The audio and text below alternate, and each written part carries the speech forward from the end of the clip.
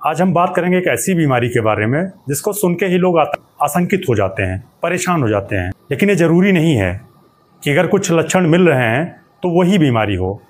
अभी हाल ही में हमारे देश में एक अभिनेत्री हैं हिना खान, उनको ब्रेस्ट कैंसर हो गया। उसके बाद से देखा मैंने, मेरे पास भी मरीज आते हैं और वो पैनिक होते हैं, परेशान होते हैं। छोटे से भी लक्षण होते हैं, कोई भी दिक्कत होती है उनको ब्रेस्ट में, तो वो डर जाते हैं कि कहीं कैंसर ही तो नहीं।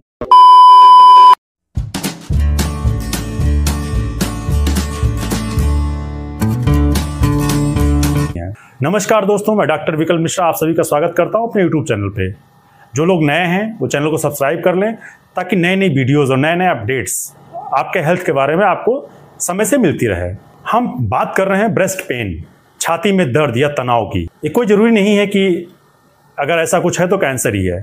ये बहुत सारी कॉमन सी परेशानियाँ होती हैं जो आसानी से ठीक हो सकती हैं, उसमें भी ये लक्षण आते हैं। ब्रेस्ट पेन ये किन किन बीमारियों में होता है, कुछ 4-5 डिजीज़ के बारे में, 4-5 बीमारियों के बारे में बात करूंगा, आपको बताऊंगा कि इसमें भी छाती में दर्द हो सकता है। तो इसको पैनिक ना लें, परेशान ना हो, नॉर्मल हो सकता है और नॉर्मल ही होता है मैक्सिमम। Number 1, mastitis.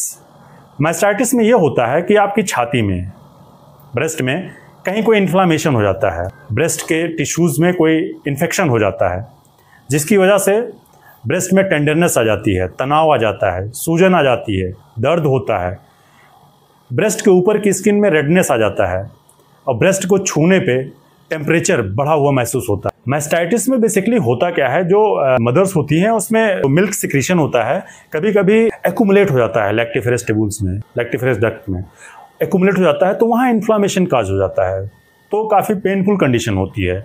जब दूध ग्रंथियाँ ब्लॉक हो जाती हैं, जाम हो जाती है, उसमें दूध रुक जाता है, तो भी ये कंडीशन बन जाती है ऐसी। मैस्टाइटिस में हमें शुरुआत में तो कम दर्द होता है, लेकिन धीरे धीरे जैसे बीमारी बढ़ती है, उसकी सीवियरिटी बढ़ती है, एक्यूमुलेशन, वहाँ जब जमाव बढ़ता है, बैक्टीरियल इन्फेक्शन बढ़ता है, तो दर्द हमें बढ़ना शुरू हो जाता है और फिर वो सारे लक्षण जो भी बताया मैंने ऊपर, वो सारे लक्षण आने शुरू हो जाते हैं। ये बेसिकली जो दूध पिलाने वाली औरतें होती हैं, लैक्टेटिंग मदर, उसमें होता है और ये कोई घबराने वाली स्थिति नहीं होती है। इसमें कुछ दवाएं दी जाती हैं और ये ठीक हो जाता है, इसके लिए परेशान नहीं होना होता है। दूसरी बीमारी है फाइब्रोडेनोसिस या फाइब्रोसिस्टिक डिजीज़। इसमें क्या होता है कि ये आपके ब्रेस्ट में टेंडरनेस, मतलब तनाव सा आएगा और दर्द महसूस होगा। जब आप हाथ लगा के देखेंगे तो इसमें गठान सी महसूस होती है, वो एक्चुअल गठान होती नहीं है, या फिर एक रस्सी टाइप का, रोप टाइप का स्ट्रक्चर आपको मिलेगा। तो इसके लिए परेशान होने की ज़रूरत नहीं है, नॉर्मल कंडीशन होती है। इसके लिए कभी कभी दवाओं की ज़रूरत पड़ जाती है, थोड़ी बहुत दवाएं खाते हैं आप तो ठीक हो जाते हैं, इसमें कोई ऐसी परेशानी नहीं आती है। तीसरी एक कंडीशन होती है प्री मेंस्ट्रुअल सिम्टम्स। जैसे माहवारी आने से पहले बहुत सारी लड़कियों में, बहुत सारी औरतों में ब्रेस्ट में थोड़ा इनगॉर्जमेंट, टेंडरनेस, थोड़ा सा साइज़ बढ़ जाता है, थोड़ा सा अनईजीनेस फील होता है, उनको पेन लगता है, तो वो भी कोई घबराने वाली बात नहीं होती है। उसमें हार्मोनल चेंज होता है और जब पीरियड ख़त्म हो जाता है, पीरियड्स आ जाते हैं आपको, तो ये 2-3 दिन में अपने आप सेटल हो जाता है। अब इसमें कोई मेडिसिन की आवश्यकता नहीं होती है कि इसके लिए आप परेशान हो।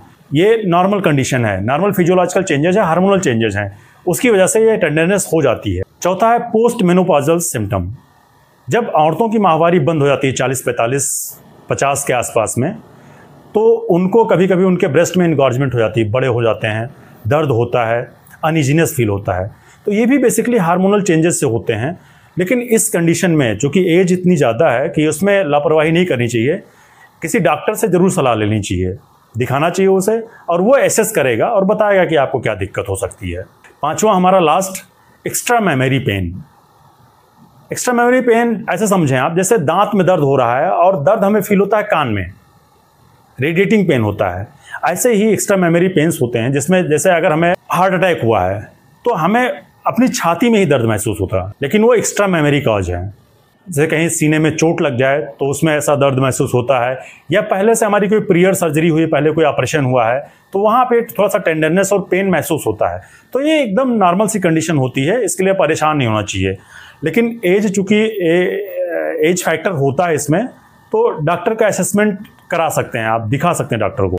अब इससे बचाव कैसे किया जाए?